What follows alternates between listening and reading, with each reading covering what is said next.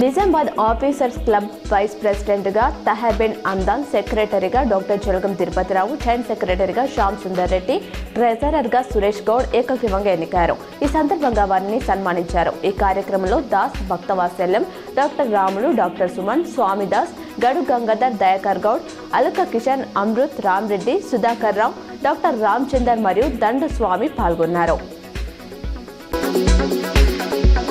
సరిగ్గా నెల క్రితం కేజీ వెండి ధర 1,92,000. ఇప్పుడు అది 2,74,000కు చేరింది.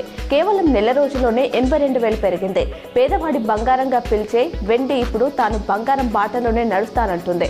దీంతో కొనలేక సామాన్యులు, అమ్మకాలు లేక వ్యాపారులు తలలు పట్టుకుంటున్నారు. ఆర్మూరు పట్టణంలో బీటీ రోడ్డు పనులను కాంగ్రెస్ పార్టీ ఇన్ఛార్జ్ వినయ్ రెడ్డి పరిశీలించారు. డెస్క్ జర్నలిస్టులకు గతంలో లాగే అక్రిడిటేషన్ కార్డులు ఇచ్చేలా చూస్తామని రాష్ట్ర రెవెన్యూ, గృహ నిర్మాణం, సమాచార శాఖల మంత్రి పొంగులేటి శ్రీనివాసరెడ్డి హామీ ఇచ్చారు. డెస్క్ జర్నలిస్టులు ఫెడరేషన్ ఆఫ్ తెలంగాణ, టీజేఎఫ్టీ ఖమ్మం జిల్లా అండ్ హక్ కమిటీ సభ్యులు, సిడబ్ల్యూజేఎఫ్ ఖమ్మం జిల్లా కమిటీ సభ్యులు సంయుక్తంగా శనివారం మహబూబాబాద్లో మంత్రికి వినతి పత్రం అందించారు.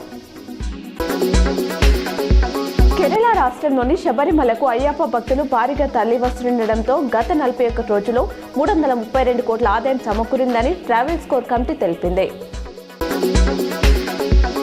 ప్రముఖ పుణ్యక్షేత్రం ధర్మపురిలో కోతుల పెడితే ఎక్కువైంది. ఎలుగుబంటి వేషధారణతో వాడార్ల చేష్టలకు ఆలయ అధికారులు చెక్ పెట్టారు.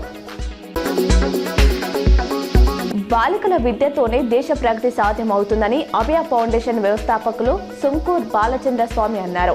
శనివారం మండల కేంద్రంలోని బాలికల గురుకుల పాఠశాలలో ₹30 లక్షల వ్యయంతో నిర్మించిన పాఠశాల భవనాన్ని ఆయన ప్రారంభించి మాట్లాడారు. ఈ నెల 30న వైకుంఠ ఏకాదశి సందర్భంగా గంగస్థాన్ ఉత్తర తిరుమల క్షేత్రం ముస్తాబైంది. ఉత్తర దర్శనం కోసం పెద్ద ఎత్తున భక్తులు తరలి వస్తారని ట్రస్టీ సంపత్రావు పెద్ద ఎత్తున ఏర్పాట్లు చేశారు.